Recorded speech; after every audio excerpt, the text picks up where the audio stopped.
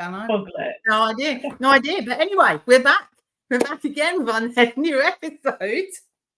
And I don't know what we're talking about. We're talking about what we should have been doing.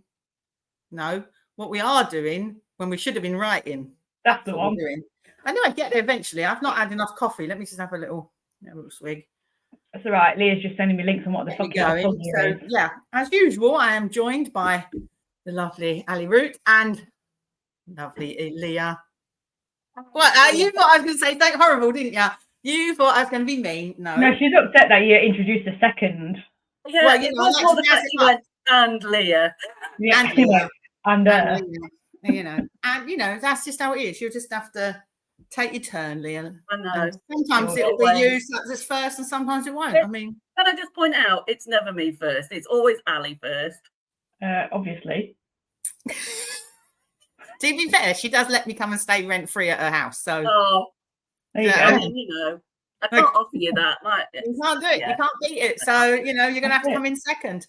But anyway, the weather has turned grim here. It is peeing down. So if we are a little bit staticky or weird, that would probably be because my internet is playing up. So, to be honest, it's pissing it down here too.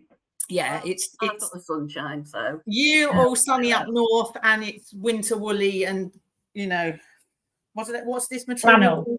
Flannel, that's the one. I couldn't remember that because I'm yesterday. I'm at that age where my brain is not processing words properly. I often have to look at the thesaurus and go, "What's the word for?" And then type in something completely irrelevant, and then I go, "No, that's not it. It's not it." And I spend most of my life actually on a thesaurus. Well, what do you want, Leah? Just speak. What? She's excited. What? Say, you both look very queer today. You've got your flannel on. You've got your pride top, and mine's just a mouth. It's not even. I like the mouth. Like a mouth. It is a queer woman's most sought after tool. Exactly.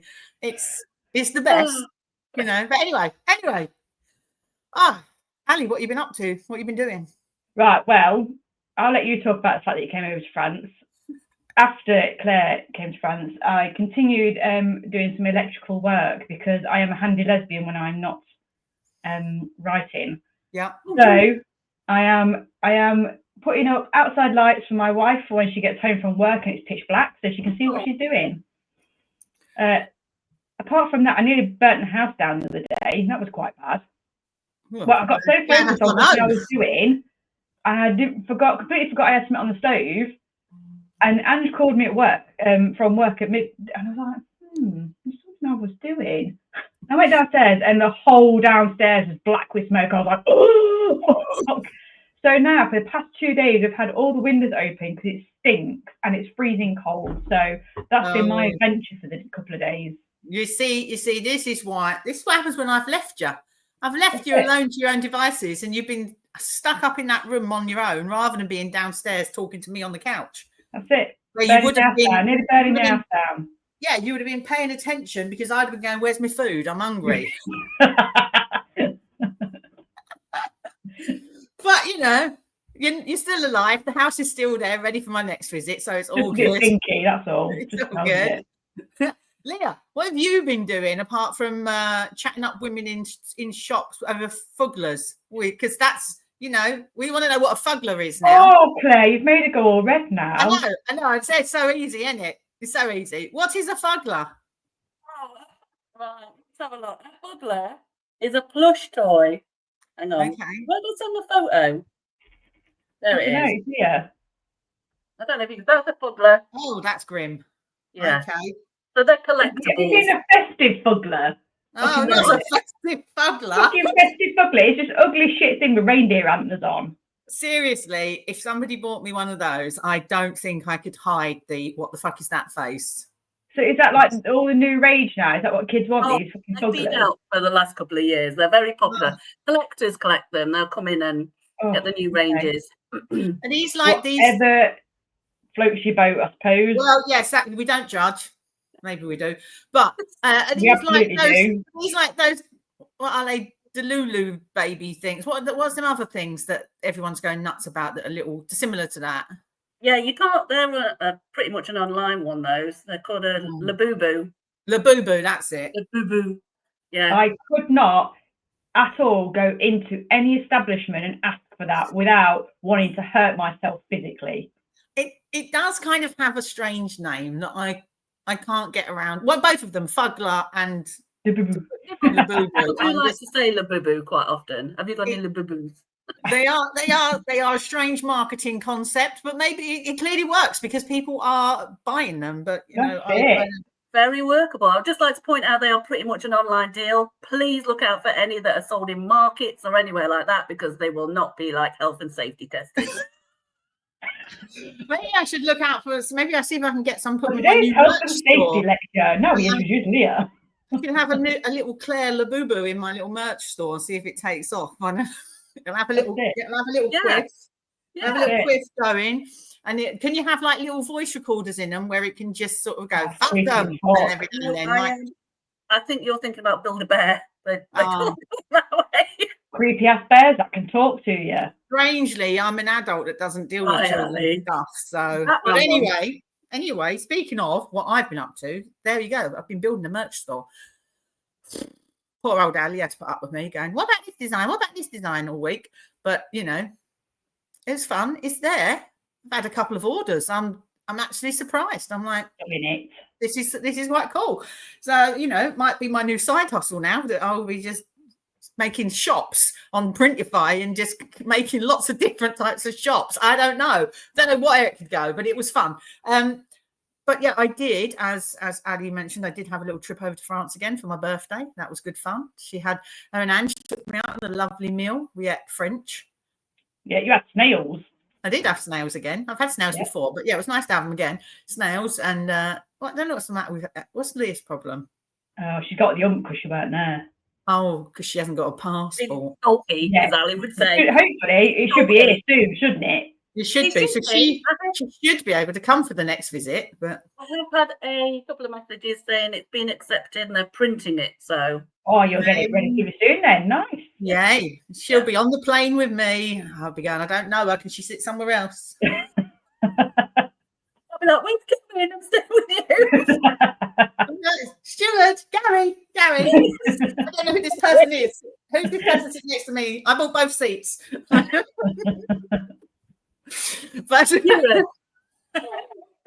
But yeah, no, it was lovely in France. The weather was rubbish, wasn't it? We didn't get to sit outside like last time. That's a bit pants, but you know, we still got lots done.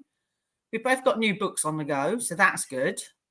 True say. You've just had one that's out, and I've got one coming out next week. So you know, we've been quite productive, I feel, for a couple of people when you were here, I didn't actually do any writing. I was doing all other stuff. So to be fair, I did mostly signing stuff. I had writer's block, so go fuck yourself.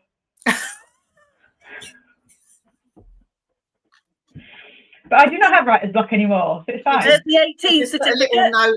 Little note to make sure this goes for E. 18. E18 only. As if we were ever not going to be anything under 18. I know, true.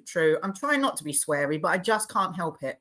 I was doing really well, and now Ali's broke that barrier. I didn't even know I was supposed to be being careful. No, we're not. There's no rule. It's just that it does ask if there is any explicit language when I upload. Yes, the fuck there is. Sometimes I have to tick yes, the fuck there is. So sometimes I've gone, no, let's surprise them. Sorry, I'm in a mood today. I'm in a mood. No. Oh my goodness. So we're trying to be a bit more professional on this. I don't think it's going to work, but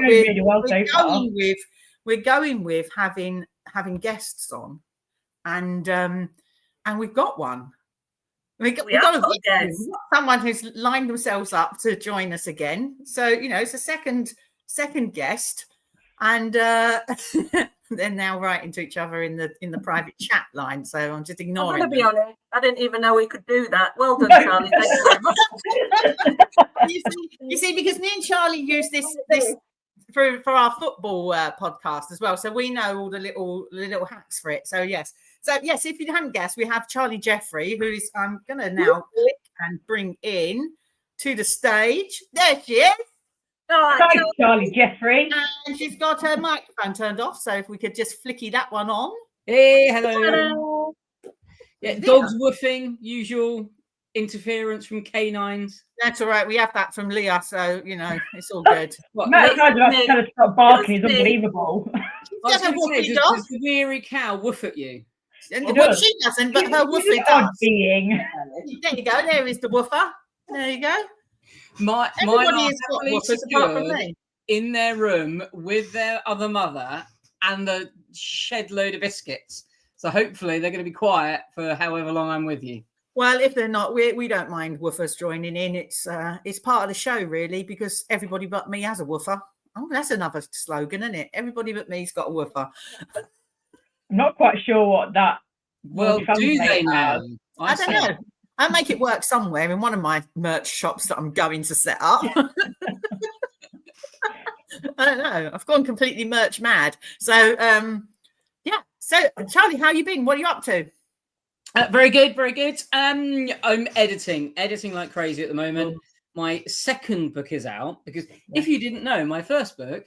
Plug it. There you go. Plug it. Undercover came out in January. Leah read it and I think she liked it, which is good.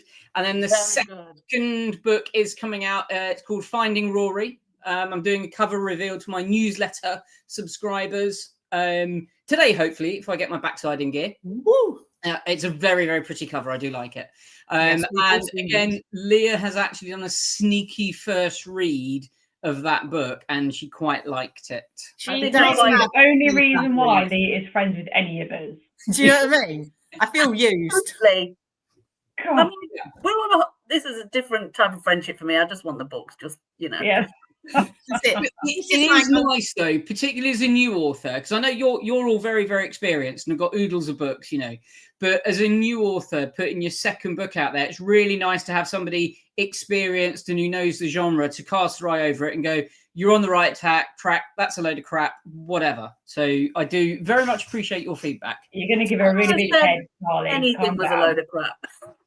Yeah, I agree. I think that's exactly why I have Leah read mine before they go to the editor, because it is that, like you say, it's easy enough to just ask people in general to read something, but most people don't want to hurt your feelings or don't want to. Leah doesn't have that issue. Be honest. They don't want to be honest because they think it might upset you, and it's like, actually, I know, like right at the beginning with Leah, you were like, oh, I don't know how to say something, and I was like, just say it, because I'd rather hear it from you that something's not working or something's rubbish or it's like or whatever than I publish it and I hear it from 200 reviewers. Yeah. Do you know what I mean? I've got used to Claire, because originally Claire would message back, go, oh, okay. And I would hear it one way, like, oh, fuck, she's never going to send me another book. But she was like, oh, okay, right. Do you know what? Do you know what? This brings me on to something I was going to sort of talk about later. Is so I'm planning with my newsletters to revamp it, because I think a lot of people might read what I say how they think I say it when I don't mean it that way. Do you know what I mean? Yeah. Like, I know when I'm writing, sometimes I'm feeling rushed or whatever, I just write something and I know that people go, oh, what's the matter with you? And I'm like, nothing, I was just getting the facts out. I just needed you to know that. And they're like, oh. So I am actually going to do this for my newsletter. So I'm going to attempt to, because I do feel a bit of a pillock just sitting there talking to nobody. But I shall just imagine I've got a little group of friends. I have also stolen Claire's idea to do that too. Yeah, I just think, for me, newsletters are really boring at times, and that's no shade on anyone who writes them or loves them. Like, some people are really good at it. Yeah, but Claire, it's more about that, like a reader can get like 10, 15 emails, over a month, even more if they subscribe. How many of them are they actually, sitting and reading through all of them? Yeah, exactly. And I've looked into the research of it, and and it's kind of suggested that if you get sort of 45 to 50% opening your email and reading it, you're doing all right. And so I'm hitting that target. But I just think, like, sometimes I find it really hard to write a newsletter, because I'm like, oh, I don't know what I have to say this week that's going to sound interesting. And I put all of my creative writing skills into a book to try and get that to be interesting. So when it comes to just like, oh, it's the end of the month, hi, how are you? I'm like, I don't really know what to write. So I just feel like maybe people will be more engaged if they have my, this in their screen, showing them how I'm actually looking or looking at your pretty face, Claire. My pretty face. Do you know what I mean? Yeah, rather than them reading it and then they're reading it like, oh, she sounds like a right cow, because I can be, but I'm not. But I think Charlie's newsletter is going to be really posh. Yes, very posh. See, I'm giggling now because I think the first lot, I'm just writing my newsletter out, and one of the things is autumn's here and I've been to the opera. So yeah, there you are. I don't love it. Charlie is a little bit posh, but my next book that's coming out soon, Finding Rory, is set at the opera, so it was research basically. Absolutely. Yeah, I mean, I'm going to be honest, Charlie. I could picture you as one of the characters. It's That's very, Charlie. It's very personal. It really is. So the whole premise of it, me taking over your podcast, the whole premise of it is you've got two people who were best friends at school, and they had one night together and then never spoke for 10 years. And they've come back, their families have sort of brought them back together. And there's a couple of grandmas who sort of are doing all sorts of machinations in the background.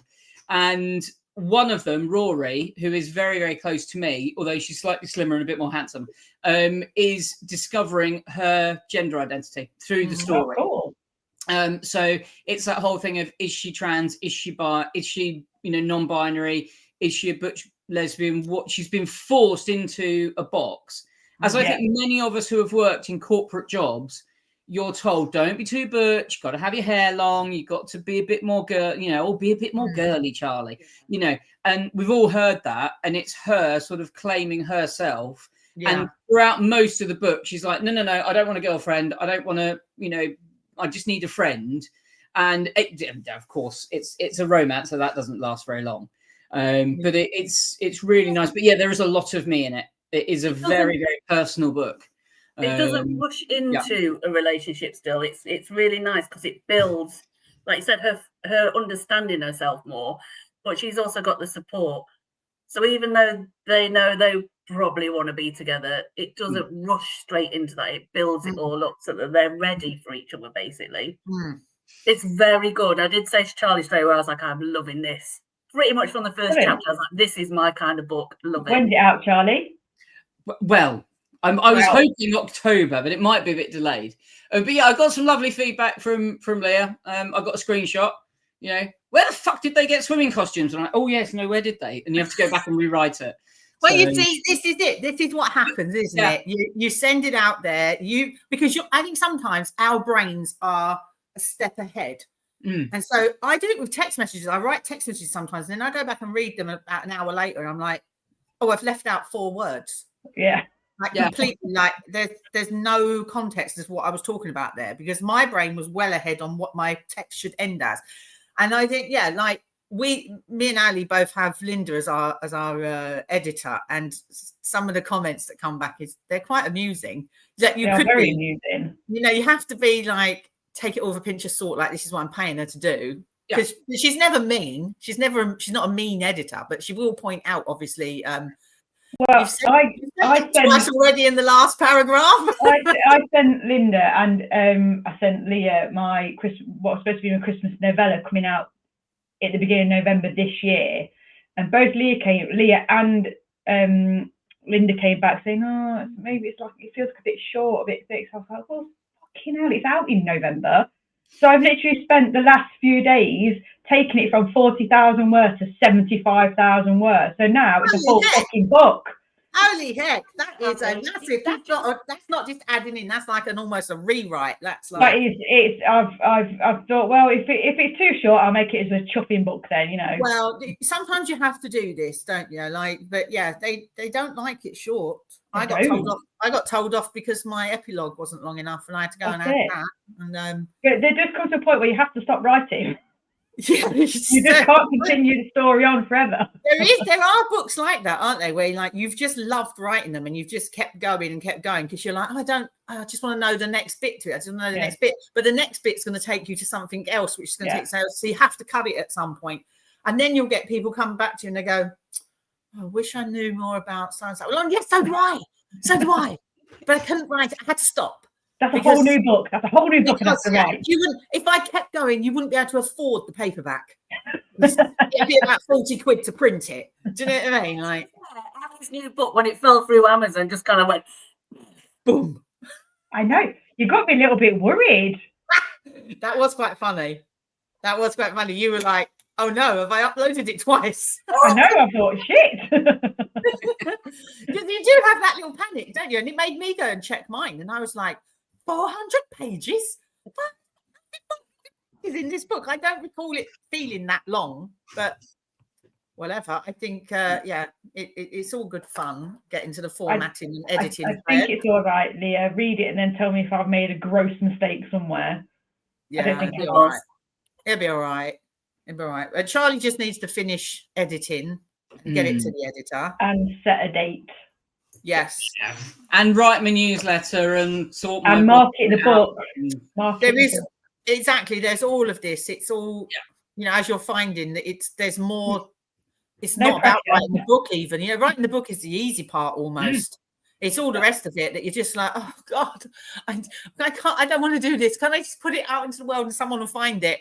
And then, which is what you do at the beginning. But once you've kind of started to make your connections and you've started to get your readers, you're like, okay, now I have to properly market this. And it's a lot of work. But it sounds like you're on a kind of a slow burn trope with Finding Rory.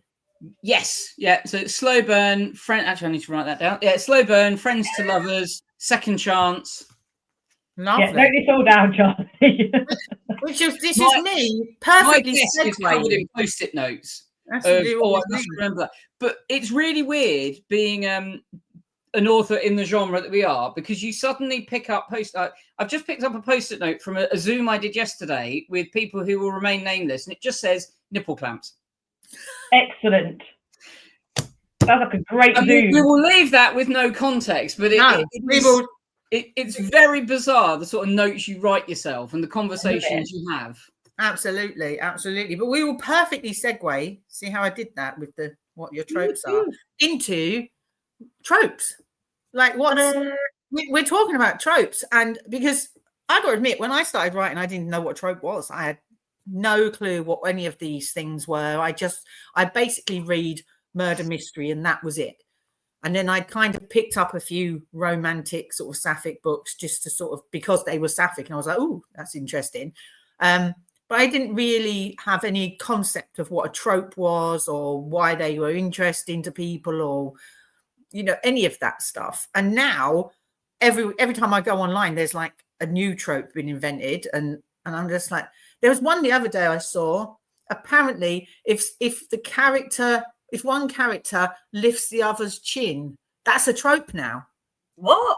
I know. Oh my God. I know. I was like, okay. I do mine, I think that's quite cute. I can add that in. But chin lifting trope. That's interesting. Chin lifting trope, yeah. I was just a bit like, okay, this is interesting. But yeah, so it's got us thinking about tropes, but rather than, often we read about things that we don't like and online, and we thought we'd spin it and go, what are the tropes you do like? Why? What as writers, what do we write?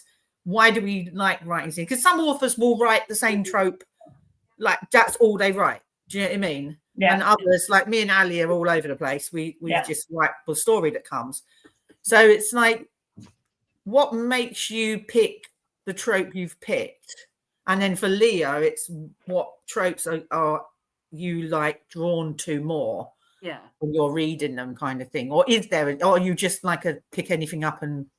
I mean, I won't pretty much pick anything up, but I do have a top three. So for me, that's age gap, second chance, and. Well, she's going to go to her post-its. Ice Queen, yeah. Ice Queens. Oh, yes. You see, those are, I would say that's the top three for a lot of people. I think that's like, I'm not impressed. yeah, I'm not going to suggest if you write an age gap, it's a guaranteed hit, but you've probably got a bigger chance of it being.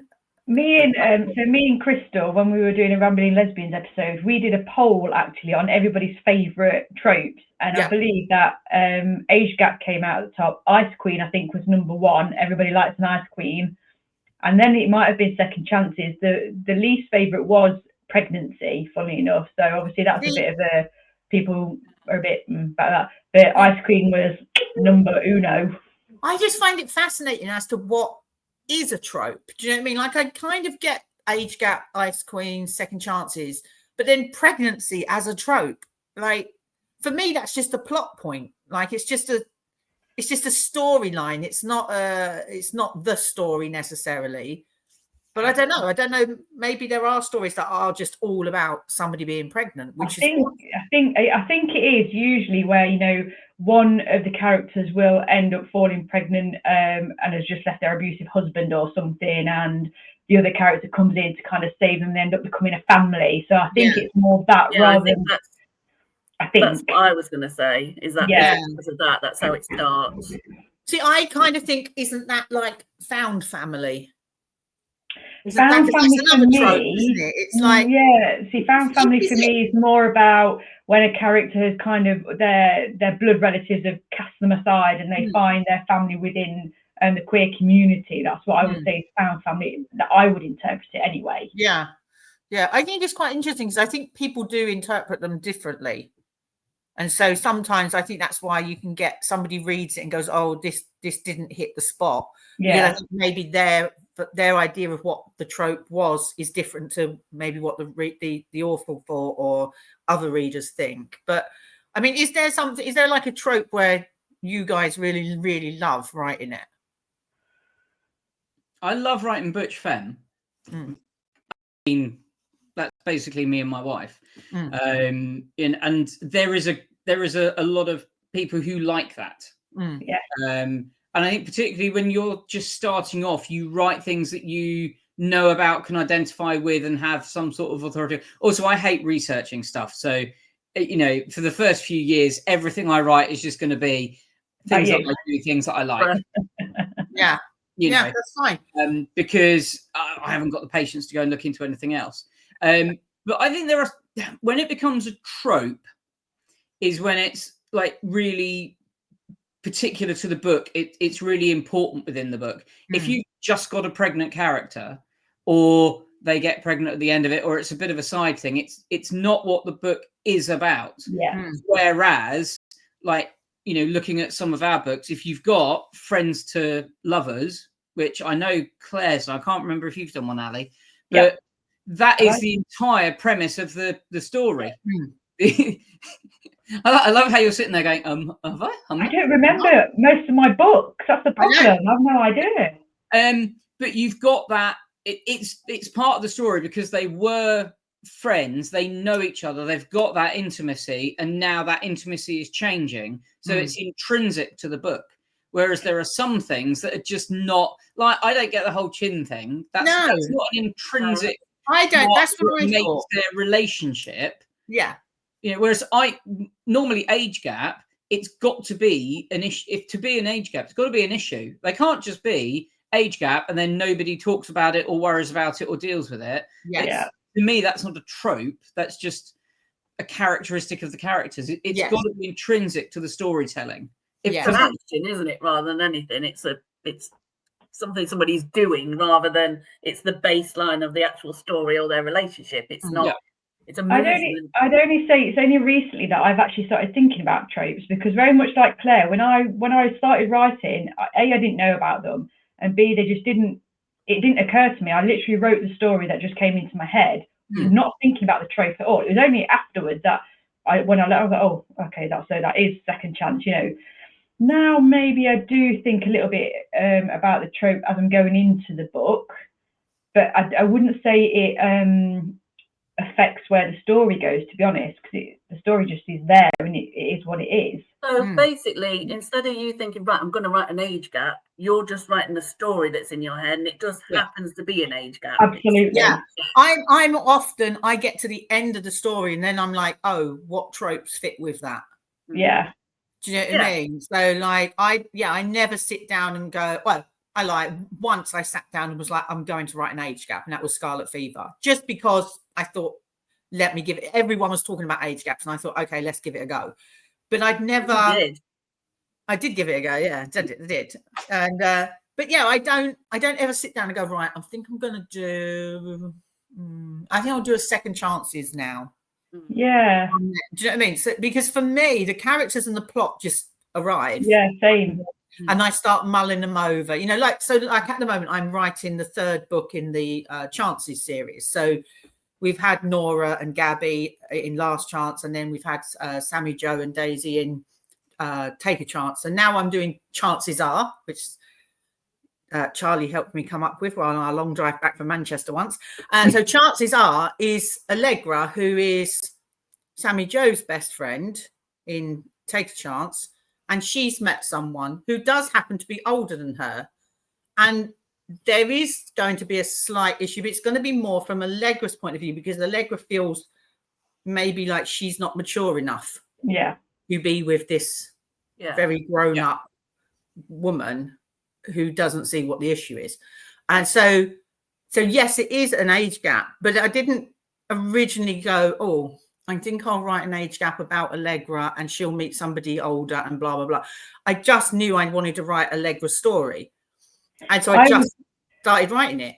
I was the same with Welcome to Erotica, actually. The instant I just wanted to write an erotic tea shop, that was it. That's what came into my mind. It was only when I started developing the characters and I thought of Cass being a bit of a grumpy older person. I was like, yeah, that could work, actually, having that bit of an age gap. And that's what I was like, so apparently I'm writing some sort of an age gap then. And same with Grumpy Sunshine. I did that just because I wanted to write a bit of a cantankerous character, to be honest. It wasn't because I wanted Grumpy Sunshine. I just thought this is going to be quite fun to write. So, I mean, I know I've done Second Chance a couple of times now, I think. Have I? Yeah. Probably. Yeah, there is a couple in there. They've probably been friends originally and then they meet back up again or something. Yeah, I've done a couple of found families, that sort of thing. So I like I said, I'm a bit all over the ocky like you, Claire, to be honest. I like it. I like being all over the place, but I do think sometimes I don't say it holds me back, but I think like other people are able to build their readership a lot easier because their readers know what they're getting each time. Whereas my readers are very much, they've had to grow with me. They've had to learn that whatever I did last time that you loved and jumped on the bandwagon with, that might not necessarily come back around again for 3 or 4 books. Do you know what I mean? So you've got to be prepared. And I think on the whole, most of them I think they now, that is my readership, is the people that like a bit of a jump around, and that's fine. I think you find your readership and you find your spot, don't you, where it is? Because I think that's half the problem is people, especially newer writers, you see it all the time where they're on like groups going, they're asking people, what's your favorite trope? What's your favorite this? What's your favorite that? Because they're trying to write a book that fits what everybody wants. And it's like, you never will. You'll never please everybody. So you've got to write the story that you want to write.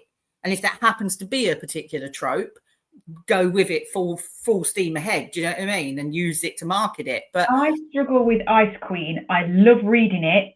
I think it's probably one of my favourite tropes to read. I quite like an authoritative woman. But writing it, I really struggle because I think I don't want to make her sound like a real bitch. You know what I mean? I don't want people not to like her. I struggle to write that one. I think I'm exactly the same. Exactly. Right. Every time you try to make them an Ice Queen, you're just like, oh no, I can't make them too mean. And I love reading them. I would love to write one. Massively struggle with it. I think for me, the trick is I kind of look at Ice Queens as the opposite of what the reader is. So for me, an Ice Queen is someone who's really deep down quite vulnerable. Yeah.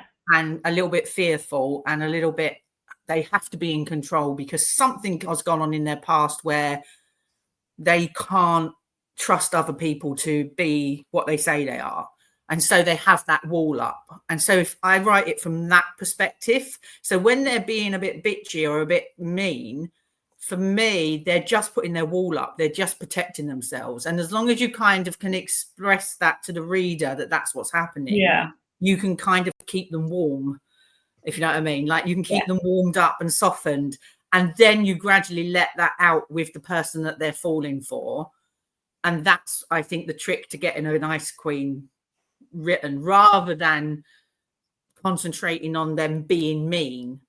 Because it is a balance, because, you know, I've read a couple where I've thought, wow, this person, I would not touch them with a 10-foot barge pole. Do you know what I mean? Because it was just nasty. And I was like, wow. And I was like, that for me isn't an ice queen, you know. Authority comes to mind when I think of an ice queen. Yeah. And being a bit commanding. Yes. Yeah, usually they can be bitchy and it can be quite sharp, but I think there's a real fine line between that and then it going too far, where you're like, wow, would you really be with this person after that? Yeah, exactly. I think you can make them be bitchy, but they have to be really bitchy to people that don't matter. Yeah. You know what I mean? Like, so they're maybe shitty with someone who's being shitty with them. Yeah. They mirror it back. Do you know what I mean? Yeah. They're not afraid to give it. But equally, like you say, you've got to keep them kind of soft, that you see something past that wall of protective, like, barrier. But it's you know, more, I quite like it. With an ice queen, it's more that they're reserved. And like you say, Claire, something in their past has made them reserved, has made them feel a bit closed in. So they've got very, very high walls. And then that one person that's going to be their, you know, forever love and soulmate, is the person that can break those walls down and can also communicate with them that there are other ways to communicate with the world. Yeah. I like to see sometimes the change in the Ice Queen as they realize that they're sort of safe in this place. I love reading it. It's very, very difficult to write. But Leah, it's about the pencil skirts, isn't it? Leah loves a pencil skirt. She loves a pencil skirt. I'm going to have to pencil one in. I've never actually used it. Yeah.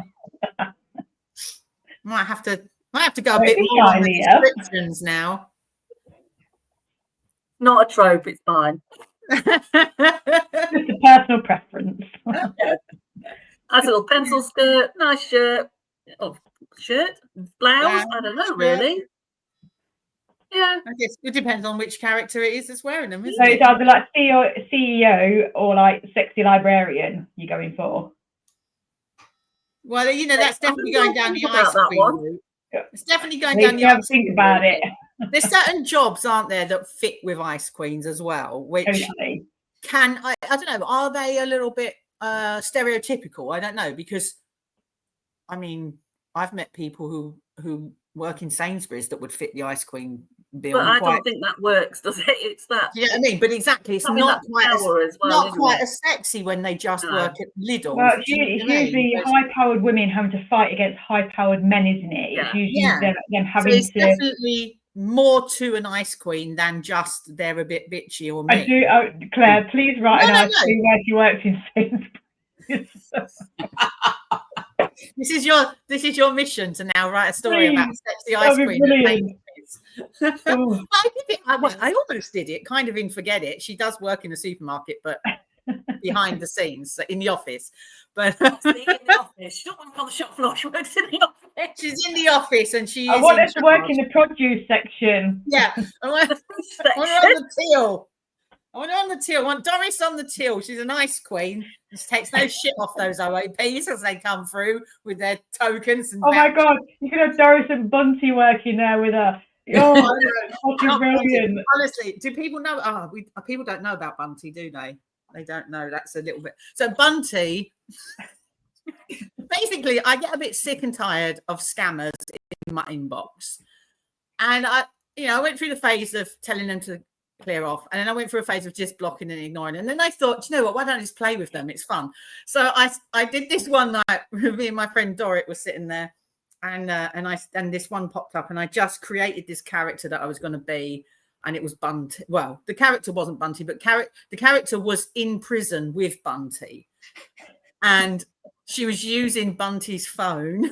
And honestly, I'm thinking every time I type something, I'm thinking they're just going to block me in a minute. They're just going to end this, but no, they would carry on, and they took everything I said as serious. So I just kept going and kept getting worse, and. I mean, in the end, me and Dorrit was literally wetting ourselves absolutely wetting ourselves with the stuff that I was writing to this scammer. And they just kept going. And I just bring Bunty out every now and then now when I get a scammer.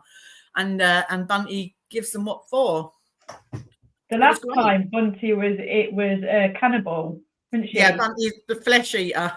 Bunty's the flesh eater. She's in prison. When they asked me where you're from, I said I was from Alabama. Because this is the thing, you have to be ridiculous. So I say that I'm from Alabama, but then when they ask me where I am, I say I'm in prison. And then they ask for a phone number often, and I'm like, no, I can't give you my number, because I obviously can't lose the phone while I'm here because I'll get strip searched and everything if you text or whatever. But eventually I give in and I give them the number that I got off of another scammer. So I just give them a scammer's number. Right?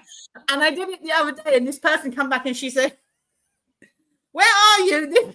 This number is a Nigerian number."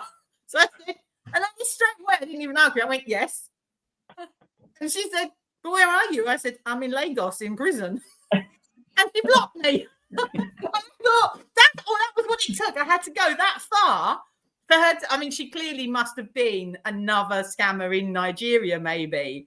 And she was just like, "Oh no, these are too close." Or, "Oh, I'm scamming the scammer." Like this, we're the same people, like whatever it was. But it was hilarious. I was just like, she told me her name, so she tried to imply she was Julia Roberts. Oh, this was when you were at mine, wasn't it? That's who she was pretending to be. She was Julia Roberts, and I just played along as like a real big fan. That came back to do Brad Pitt at one point. I've had Brad Pitt, yeah. I've had who else? Leonardo DiCaprio, Tom Hanks. God, you're in demand, Claire. I am literally a celebrity fan of everybody, clearly, because they all try and you always make out you've already had a relationship with them, and Kate Winslet, not paying for the hotel again, and blah. Kate Winslet, yeah, that was fun. Kate Winslet, that was one of the funniest things I think I'd ever read. Yeah, that was fun. That was hilarious. Maybe I should print these because they are quite humorous. Maybe you should have Bunty the ex-con, who falls in love with the ice queen cashier at Aldi, and then interspersed with every chapter, you get this scammer conversation where Bunty's winding people up. Yeah, some of them are hilarious. They are comedy gold. They are quite funny. It's the fact that they will go along with it, and they obviously, I don't know, they must know something about the actor or name that they're using, but they don't know enough. So, like when this one did pretend to be Kate Winslet, I just went straight into an aggressive kind of like, "Oh, now you're replying." Kind of, as if like I was friends with them, and they had to go along with it because they weren't sure. So everything they were saying, I was answering as though we'd had this conversation, and absolutely, I am pissed off with you. Did you make out like you'd had a relationship with her and she just ghosted you? Hotel rooms, you were paying for the hotel room this time. The security needed to sort it out. It was great. So I would say, if you're ever bored, listeners, and you get a scammer in your inbox, just play with them. Just make up the most ridiculous shit and go along with it and see how far you can keep them. Because what I say is, all the while I'm pestering them, they're not pestering you. That's how I look at it. I am doing the Lord's work. I'm keeping scammers busy. So they're not scamming other people. And I'm telling you, it will leave you lifted. You will spend the day laughing with your friends because you'll screenshot everything and send it to all your friends. Go and have a look at this. And you'll get reactions like Leah and Ali and Charlie where they're just laughing their heads off. It's great. Do it. Absolutely. Maybe this should be a trope. Scamming the scammer tropes. That's it. Brilliant. Oh, goodness. Anyway, back to what we were supposed to be talking about. Tropes. What are you reading? Who? You. You're the only one who does any reading around here. What are you reading? Right. So, because I'm doing a few art reads and beta reads at the minute. Oh, busy. You let that dog in. What I tend to do is I'll read those, but sometimes I need a little bit of a break because I'm obviously watching out for things. So I'll do a reread of something else. But at the minute, I am also reading The Actress. Oh. Brilliant that was. excellent. But I'm actually reading the second one at the moment. That's great as well. Well, this writer does not get the credit she deserves. Absolutely. I missed the name. Who was the writer? Kimberly J.M. Wilson. Okay, yep. I'm going to be honest, when I first started reading it, I thought she was English because it's full of sarcasm and everything. And one of her characters is English. Yeah. She doesn't write like your typical writer. She throws the rules out completely. She's not. Linda would be not happy. Yeah. So the first chapter, it did take me a while to get into how she was writing this. I did spend a few moments of going, wait, who's talking? Hang on. What? It was just kind of, it wasn't messy and all over the place. It just didn't flow the way it should normally do. Yes. But after the first chapter, I was like, this is clever. This is a clever writer. This writer is just writing how she writes, not following the rules. And I absolutely love it. And she does not get the push she deserves at all. Agreed, completely. Because she doesn't follow the way everybody else does. Yeah. I will argue to the death that some of these writing rules need to be thrown out now. Yeah. Like we have moved on. We have moved on with how we communicate and how we talk and how, you know, especially with things like dialogue. You know, I often get told off for how I write things how people in my head are saying them. Yeah. And that's not necessarily always the correct way to write it. And people, you know, editors and proofreaders or, you know, all sorts of readers that are reviewing, they all want you to change it. And I'm like, no. Because this is writing life. Yeah, you're taking away my voice and the story. And if you don't like it, that's fine. I'm all good with you not enjoying my books or not, you know, read something else. But when a writer has a very clear voice, what it sounds like this one does, you either get on board or you. I mean, isn't it, Ali? It's bonkers. It is. It's a bonkers couple of books. Clever. It gets you to the point where you're reading some of it and you think, I really don't actually like this character, but then you're like, no, actually, I really fucking do like her. You know, because it's not Hallmark. It is not Hallmark. It's real people. It's gritty. Yeah, it's gritty. I'm going to have to read it now. Yeah, I was like, there you go, everybody. So go and buy that book. Yeah. So basically, Cordelia she's British and she comes from a very famous thespian English stage family, like a Redgrave, or a Thompson, sort of all those sort of ones.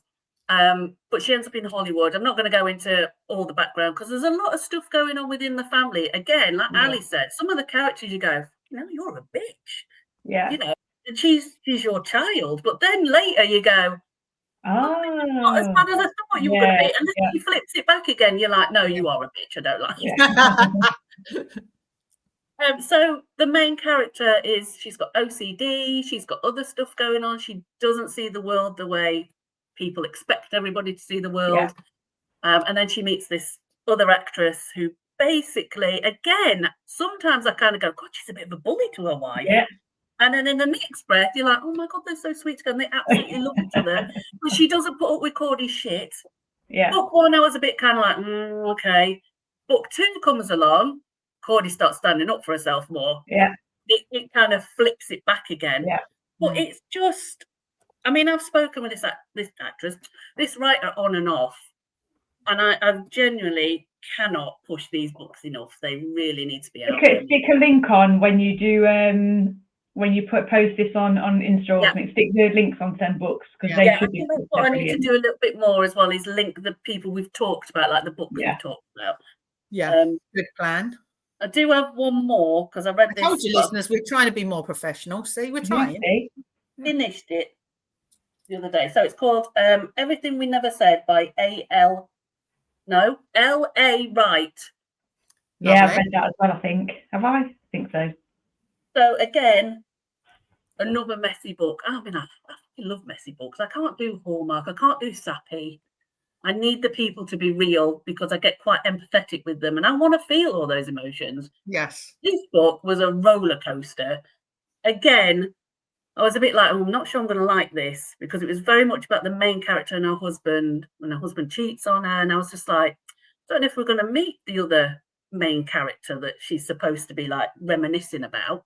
She's been friends with this other woman since she was 6. Something happens. They spend one night together, and then basically the friendship implodes. Yeah.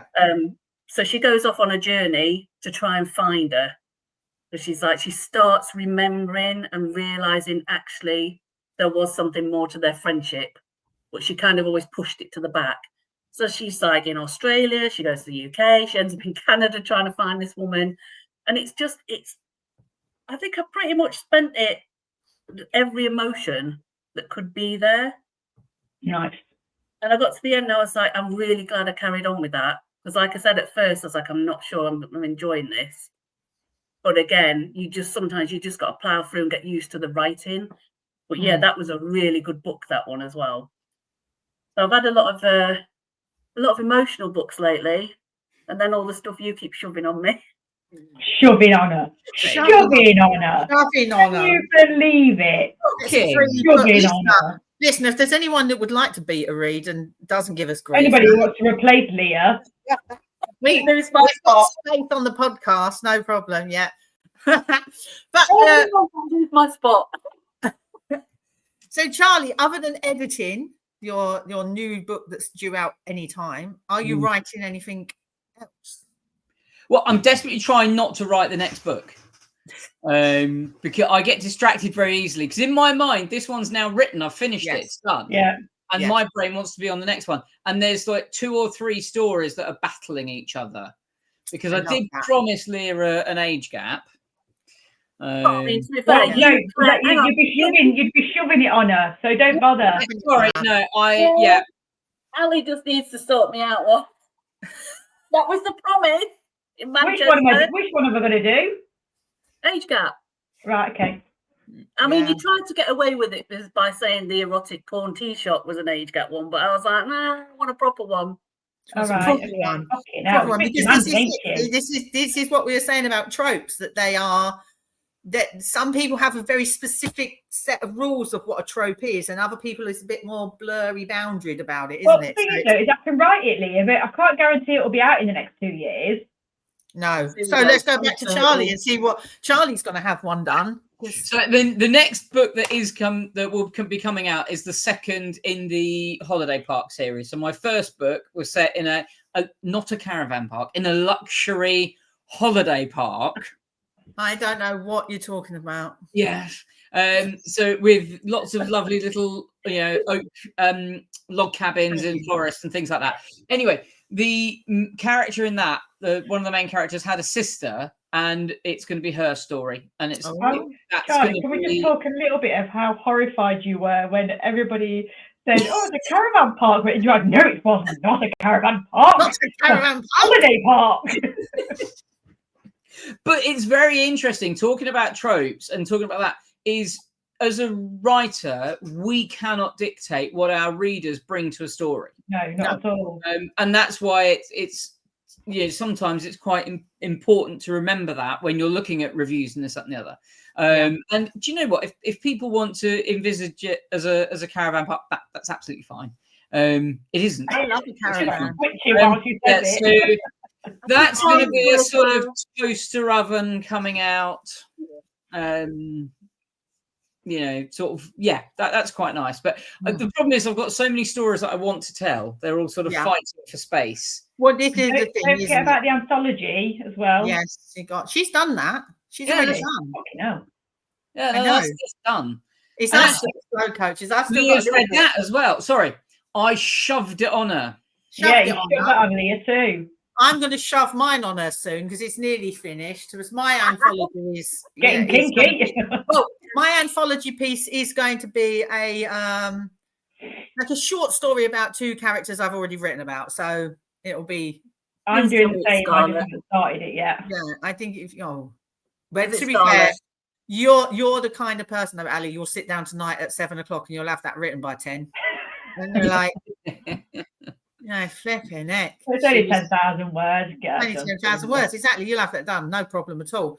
So writing that short story is why this one is slightly delayed, because I got excuses. Absolutely fell in love with the characters. I've got 4 on the go at the moment.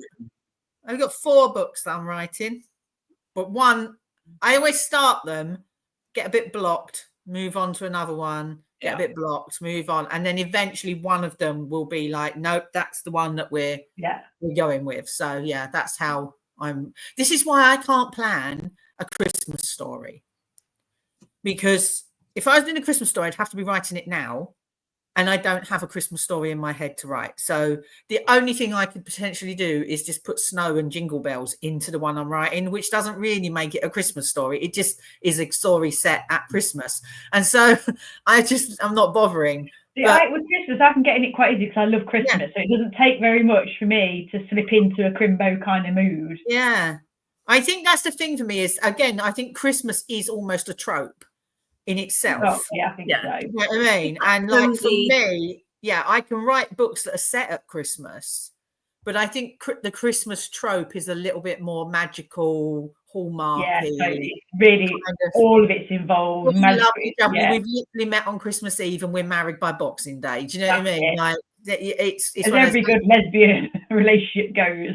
Absolutely. So yeah, I find those a little bit of a struggle to get my head into. So yeah, but yeah, I'm going to persevere with the chances are, and then I've got, I still got this kinky one that I'm just like, I don't know. I just feel like I'm not kinky enough as a person. Well, there's a trope itself, the BDSM trope. That's a difficult trope to write, I think. Exactly, because I don't really want to write BDSM, but these characters are definitely on the verge of very kinky. Yeah.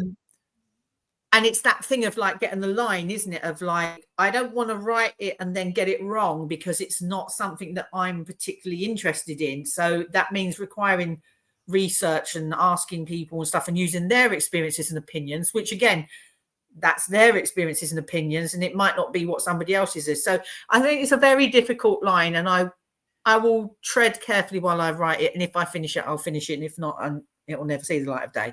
But but for now, I'll stick to the lesbians and the bisexuals kind of meeting and having a bit of fun and playing football. That seems to be, the good bit. What you know. Right, what you know. I do like a bit of football. I do like a bit of football. It's not about me, thank you. My playing days were over 30 years ago. That's long ago. It's not me. But I've forgotten now what I was going to say next. I'm completely gone off track.